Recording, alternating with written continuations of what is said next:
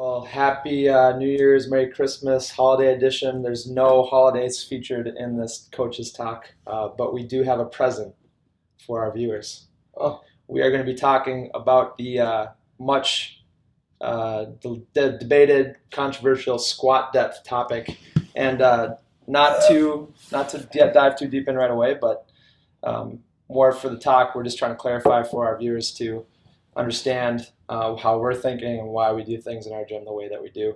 Again, that's always the purpose of these. But the big issue is for most of our kids that we get in there, right? They always say, like, how low do you have to squat when they first start? And they say you have to get parallel. You have to. They have these rules that are ingrained in their head, even if their squat is terrible. And we do a screening and we say, okay, they're not ready for this. Yeah. And they all want to rush to the hardest version of squatting, which is we grade as our back squats. So just want to touch on the topic. Kind of our general view of this issue is that squat depth is determined by individual morphology or bone length. So how the person's positioned, hip mobility, how their knees are feeling, like if there's some type of injury that they've maintained or if they've had a history of pain. All those factors kind of go into our decision making and setting up their range of motion. And then at the end, let's talk about how sport-specific squatting can occur. So if you guys just want to open up with your thoughts and we'll just dig in this thing. Yeah. All right.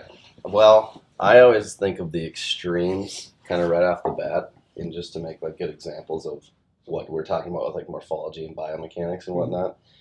So I love the example of thinking of like I'm 160 pounds, but I'm 5'5". Yeah. So my levers and the torque is lesser for me because the load doesn't have the great of an impact because my levers are shorter. Yeah. Well, you take a guy who's 6'6", 160 pounds. Now he's got these long lever arms and moment arms, creating like twice as much force or torque in the knees and the hips.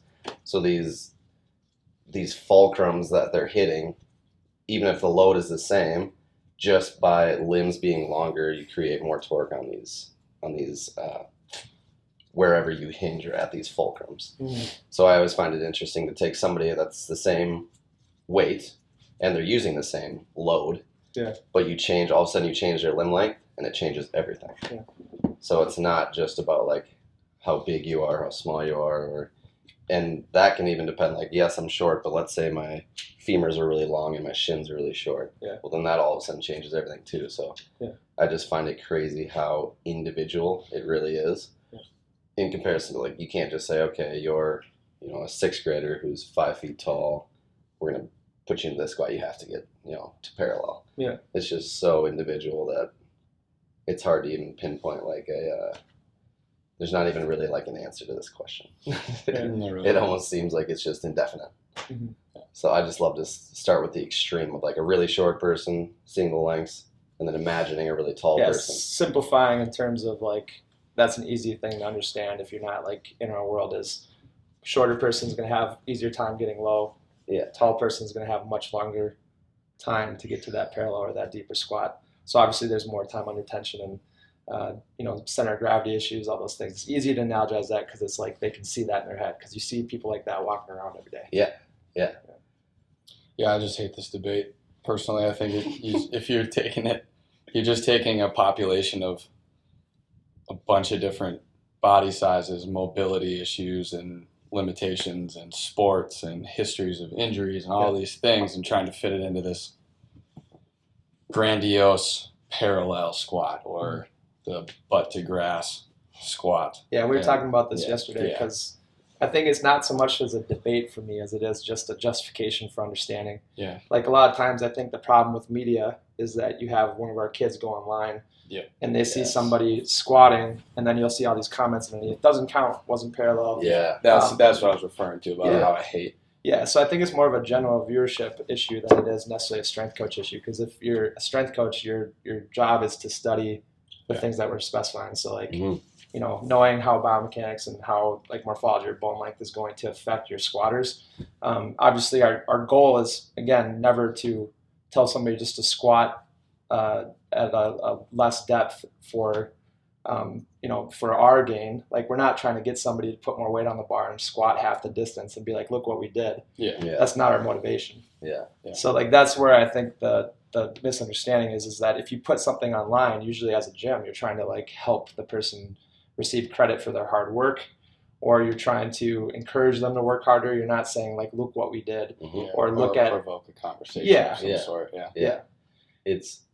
I see it as, so let's say someone goes not quite to parallel, but they've been doing that for 2 years. Yeah. Okay, that's their depth. We've understand and we've like made that clear that that's their depth. Well, if they get a PR at their depth, then that's fantastic for them. Yeah.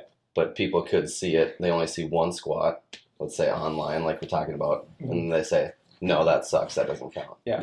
And then it's like, well, this kid's been squatting like that for 2 years. That is his depth without impingements, like making a problem for him. That's how far he can go without anything being, affected. Yeah. And then people are just bashing people for not going low enough, going too low. Yeah. It's like, well, if that's your squat, then you should be happy for them. Yeah, and they're grading it from like, the same way, like if you see somebody in a gym and they're doing like a light squat or a light press, like, oh, they're weak. They may be working on something like bar speed. So it's like that instantaneous, response, knee-jerk response, saying always evaluating people against yourself. And using that as a realm for like your own success is a poor strategy. So I think that's just, for our kids, we try to get them to understand that like we're building your squat for like the purpose of your goals. Yeah. And most of our athletes in our gym are not powerlifters in that sense. Yeah. So if we have a guy who's saying, I'm competitively trying to go into powerlifting, we know as strength coaches, our goal is to get you to parallel because that's how your sport functions. Yeah. And that makes sense because as a sport in powerlifting, you have to give everybody the same depth to make it fair. Right. You know what I mean?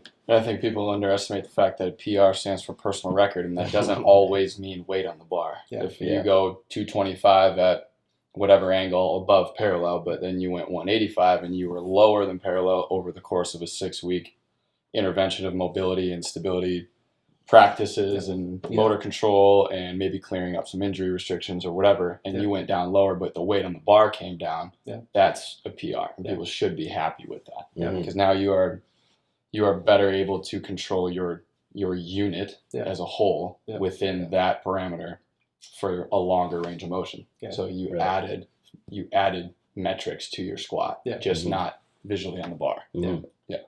So for functional sense, like when we grade squats, right, we do an assessment. Everybody that goes to our gym goes through assessments. So if we go through their injury history, right, and they have a ton of hip or knee injuries in their past, obviously we're going to be very cautious. If we see that their body weight mobility, like the ability to squat with just their body weight is limited, we're going to be hesitant to want to load up or make the goal to be how much can you squat at this depth. We're going to be more about like how can we get you to understand your depth and understand how to take your stance and your body and make it your own and make it the best tool that you can use for your sport. If we see that they change, and we were talking about this recently, is if they change their depth due to weight increases. I mean, again, that's a skill that we have to have day to day, saying, okay, this is something that we have to work on with the athlete. That's our goal. It's not to say every time they squat didn't count.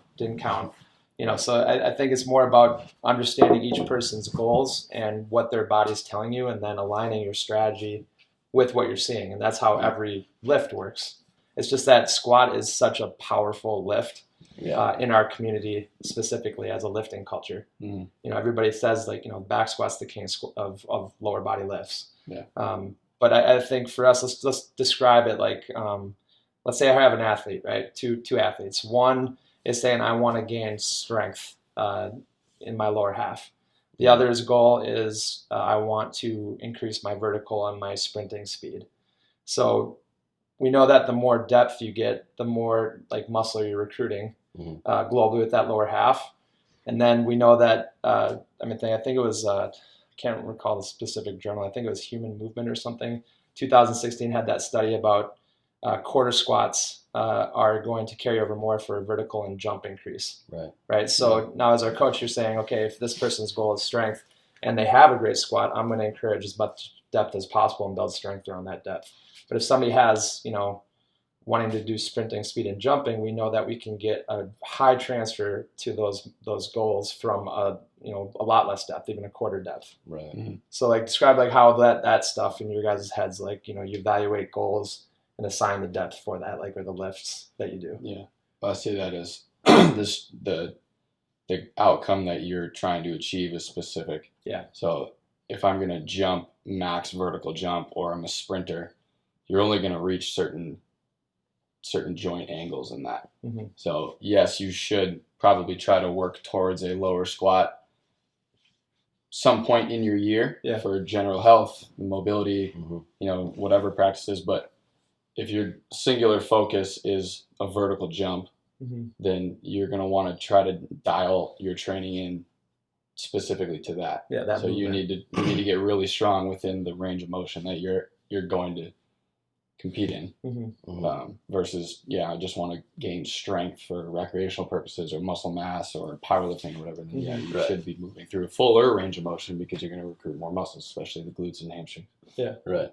And I think that finding your range of motion is always beneficial, like just for longevity and health as well. I think that people should always try to squat to their full abilities.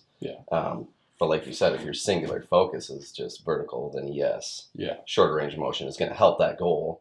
But then just remember that, let's say you're done with sport. Okay, now you're not just, if you just keep quarter squatting, it's okay, but you're not like giving your, you're not like showing your full use it. Yeah, like how your body can actually move fully. If you just keep rocking quarter squats. But I understand if your goal is speed and vertical in sport, it's obviously important. It can obviously enhance your sport. But just keep in mind that like as a healthy individual looking for longevity, it's nice to find your full range as well. And like the functional side of like squatting is really like built around getting as much depth as possible, because then we know that your spine health, your hip health, and your knee health is like being optimized. If you can get really low to the ground with your body weight, that's obviously ideal. I wouldn't say somebody's like, hey, I want to gain hip mobility. Okay, we'll only go parallel, because that's how we work. Like, you say try to get as much depth as possible with your body weight, because that's our goal if you're trying to be like healthy. That's like a good grade. If somebody can go down, you can see Coach Jake squat in one of our videos and 2 dumbbell squat. So he was butt to the ground. We didn't say you don't have to go that low. You're saying like, let's use that as much as possible. Let's try to encourage that strength and that range of motion. You just have to be very specific on what your actual goal is for either that cycle or that year or the next phase of whatever you're doing. If you're going to hone in on something, you have to sacrifice something else. So if you really, or you work the two in conjunction and don't quite get as much out of each one. So if you really want hip mobility, ankle mobility, and just overall control of your feet throughout a full range of motion, then you probably should be squatting full depth. Or you should be doing things that are going to assist that and working towards that. But if you're peaking for swimming or track and field or something, then you're probably looking more of just a global nervous system stimulus at specific ranges of motion and get out of the gym. So where do we think that, where do you guys think that the issue first arose? Just thoughts on like, why has this become something where, because we deal with it all the time. As a kid comes in and says, I have to get this low because, I'm being told I have to. And that's just like something that was told by his friends. Like, where do we think that started? How come it's so impactful, like for young lifters to like have to like create rules in their lifting rather than understand the lifts themselves? I think, and you've been in the field the longest out of us three, so you could speak more on like what the field was like before the whole social revolution happened, social media revolution.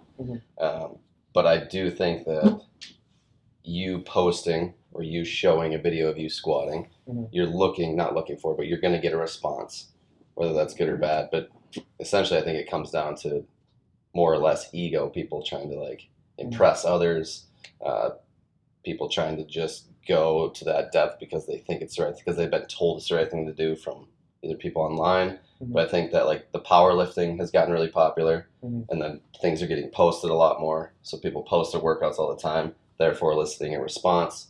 And then for whatever reason, people think that a comment is fact, and then they just start rolling with it. So I don't know what it's like before people started posting videos and workouts, and you could just go online and look at a workout on bodybuilding.com and find whatever tips you could find. But I think that just people being able to see and look at responses of all the people's squats, it's made a huge difference. I think before that, it came from powerlifting, which eventually went into football, which it eventually went into everywhere else. But powerlifting traditionally is a macho man, manly man, strong man type of sport, where it's you reach your depth, and if you didn't and you got 2 red lights and one white light, you didn't complete the lift. It doesn't matter if you had 1,000, 100 pounds on there.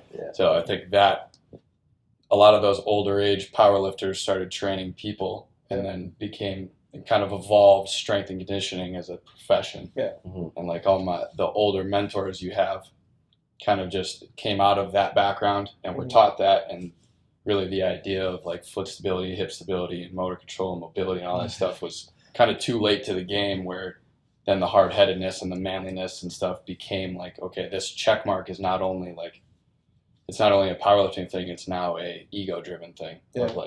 And then the research that shows that a lower squat recruits more muscle is just feeding that. But how are you getting there? What's going on in the process? Like we were talking about yesterday about if you have a knee issue, and yes, going lower into a squat recruits more muscle, but that causes pain. You're not going to be squatting more often than somebody who maybe squats higher but doesn't have knee pain. They're going to be in the game for 10 years. You're going to be in for 7.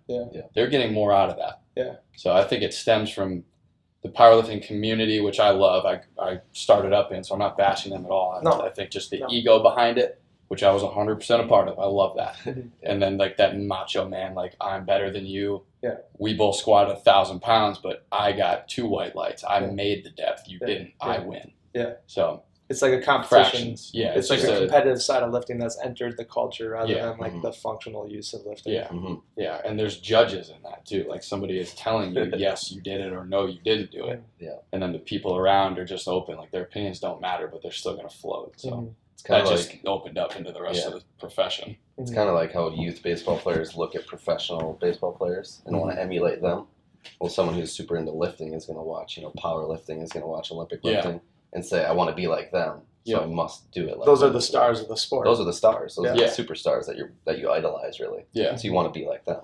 And I think it also stems from like having to have some check mark, and we've all had this as a strength coach. You have a kid that is able to squat to a desired depth well, whether it's below parallel or at parallel, whatever, a low depth, but they're not doing it and because they want to add more weight and they want to take the bar off or whatever reason, but they're not getting there. And so that check mark became, you need to get down to this level. And then it was kind of a standard across, like, if you're able to, you should be doing it. And if you're not able to, you should be trying to. Because like if he's squatting below parallel and I'm not, regardless of our mobility restrictions, like he looks better doing it.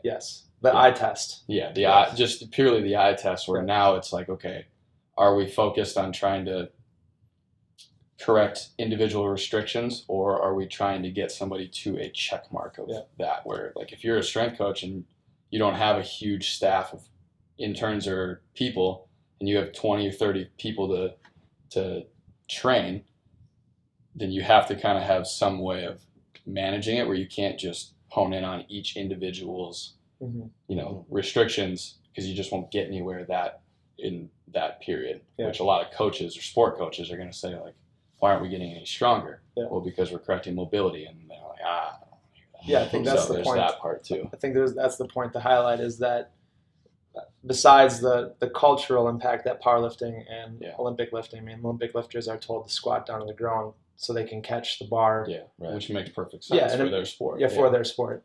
But so I think that impacted it historically, because like the first lifting that entered our culture was the bodybuilding, powerlifting, Olympic cultures, because those were the stars of the sports. So that kind of created the mythological have to terminology. And then studies justified, both sides of the argument. There's studies you can find the studies to support your argument. So they'll use those studies. But then I think going back to what you said about who gets paid in our culture, or who gets idolized as coaches in our culture, is most of the time through athletics. And coaches in athletics who are paid by universities or professionals, the coaches who don't actually do it for a living they want to see their guys get stronger. Mm-hmm. So the coach is being told, you have to get our guys stronger. We don't care. Yeah. There's another guy up if that guy gets hurt, but I want him strong. Yeah. So then they're being pressured to tell their guys that you have to get to parallel because that's going to satisfy the coach and the administration. So I think it's more of like a misunderstanding of goals for long-term health for athletes, combined with the cultural impact that lifting's had on our culture, has created these mythologies of range of motion is like you have to get here or it doesn't count. Yeah. Like that's where I think it's just kind of misunderstood, and then kids will get that information and then they create their own loop of giving kids bad info for their body types. Mm-hmm. And then kids want to access it earlier because like I knew when I was a freshman, I idolized the seniors, that in your school. Yeah. And a lot of those guys would be doing the bigger, harder lifts. So like I wasn't gonna go in there and just like be excited to do a goblet squat in front of them. Yeah. I wanted to put the bar on my back and show off that I was a lifter as well. Yeah. So I think it's a combination of all those things that we have to like kind of break down and teach people as they enter the gym and go through that process. Mm-hmm. Yeah. Right, 19, Another 20 minutes probably. Nice. Just one more thought that I have about I think the big reason, not the big reason, but one of the key points of like our first day for a new client. And I just went through this yesterday. That's why it's fresh in my mind. Yeah. With an adult client, is like finding your actual depth. Mm-hmm. And she's trained at many different places, and her squat was awesome, mm-hmm. right above parallel. Mm-hmm. And then she thought she had to go lower, and she got the butt wink or the pelvis tilt as she kept going down. Mm-hmm. And it was a fun little conversation telling her that you only need to get to that spot where your alignment is perfect and then come back up. That's awesome for us. And she's like, well, that's way easier. Yeah. I feel like I'm not doing it right. Yeah. So we'll take away everything else you've learned or try to, all the, preconceived notions that you that have. right and wrong mentality right there. Yeah. Because your body looks perfect right until you get to that point. Yep. So let's stay there. Yep. So it's a cool conversation to have with people, and especially when they've had training experience. And your eyes trained to look to help her feel good. Right. And that's what we're employing at most of our gyms is like we want people to feel good in their lifts. Mm-hmm. Because we're not judged. Like nobody's going to get in trouble at our gym if somebody doesn't like get to parallel on their testing day. As long as they're feeling good and their goals are being met and their outcomes are being met, we're happy. Yeah. So nobody's like telling us you have to. So like we have the freedom to like explain that to people and like be patient as long as they are. Mm-hmm. So I mean I think that's an important distinction because we have an unfair system to which we get to train. Mm-hmm. Like we're not being held by higher authorities saying you have to do these things to us. Mm-hmm. So like you're graded on making that person's body feel good. Mm-hmm. So being able to tell her that and have that conversation is important. Right. And with Max Out Day upon us, about a month here, all the social media that's going to come out, you'll see a few different ones, and we're inevitably going to get people that ask, or even in the gym on that day, why did so-and-so only get the squat or half the squat to here where I had to go all the way lower? So you don't have to. This is where you are able to. We're progressing that person to your level. But they squatted 300 pounds and you only squatted 200. This is a win for you, and that might be a win for them. But that conversation is going to be really exciting to have. Yeah, and we have this on record now, so you guys watch that. Watch it. Yeah.